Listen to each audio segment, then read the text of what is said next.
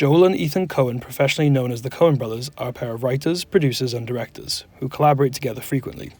Together they have directed critically acclaimed bodies of work including Fargo, The Big Lebowski, Oh Brother Where Art Thou, No Country for Old Men, and True Grit. The Coen brothers have had many notable awards and nominations during the course of their careers, spanning the many aspects and roles of film production, especially in directing. These include, but are certainly not limited to, Oscar nominations in the Best Picture category for Fargo, No Country for Old Men, and True Grit. The Coen brothers ended up winning Oscars in the Best Picture category and Best Directing category for No Country for Old Men at the 2008 Academy Awards. Typically, their work showcases quirky characters, sharp dialogue, and themes that question the human condition as well as the worlds that their characters inhabit, often in a humorous, tragic, and often humorously tragic way. My favourite piece of the Coen brothers' work is without a doubt No Country for Old Men. This film is no exception to the brothers' cinematic style or commentary on the state of the morally ambiguous modern world. No Country for Old Men follows the Army veteran Llewellyn Moss as he steals a briefcase filled with $2.4 million from a group of fallen gangsters. After taking the money, Llewellyn goes on the run, being pursued by Sheriff Ed Tom Bell and skilled assassin Anton Chigurh. The film follows these men as they try to secure the money and Llewellyn, using different approaches and means in the process. In the end, Llewellyn is killed by the gangsters he robbed, Bell retires from being a lawman, and Chigurh walks away alive. The film reflects a cynical depiction of the modern world, in which violence and general unrest reign rampant throughout. These ideas are shown through the random and never-ending acts of murder and death on screen. These acts and ideas are primarily embodied and executed in the form of the character Anton Chigurh. Richard Gilmore states that for the Coen brothers, the film reflects an evolution in their cinematic and storytelling concerns. It is a sign of their willingness to give up some of their ironic detachment, to give up a posture of invulnerability, in order to say something more straightforward about their perceptions of how the world is. Throughout the film, Anton kills both the guilty and the innocent in shocking and disturbing ways, somewhat correlative to the real-life violence that occurs in the modern day and the consequences it has for the victims of violence. The Coen brothers demonstrate these ideas through the use of blocking, lighting, and performance within the film, specifically in the scene where Anton appears in Carla's house, right after she has just attended the funeral of her late mother. Carla finds Anton waiting for her in one of the bedrooms. The pair talk about the stolen money and the death of Llewellyn. Anton asks Carla to call a coin toss that will decide whether she lives or if she dies. Carla refuses to participate in the toss and says that only he can decide the outcome.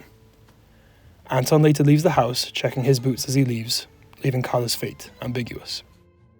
In terms of the blocking, Carla is shown to be close to the camera at a slightly low angle, taking up a large part of the frame, whereas Anton is shown to be farther away from the frame and at an eye-level angle. Carla's low and close angle emphasizes her vulnerability, sense of morality, and inability to escape, trapping her in the frame as well as in her situation. The angle also enhances her performance, as the micro-expressions on her face are prevalent, allowing the audience to empathize with her grim situation.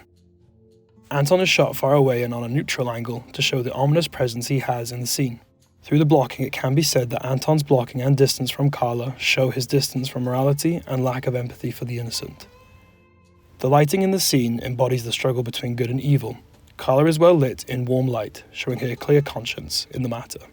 She had no part in Llewellyn stealing the money and has subsequently been left a widow by Anton.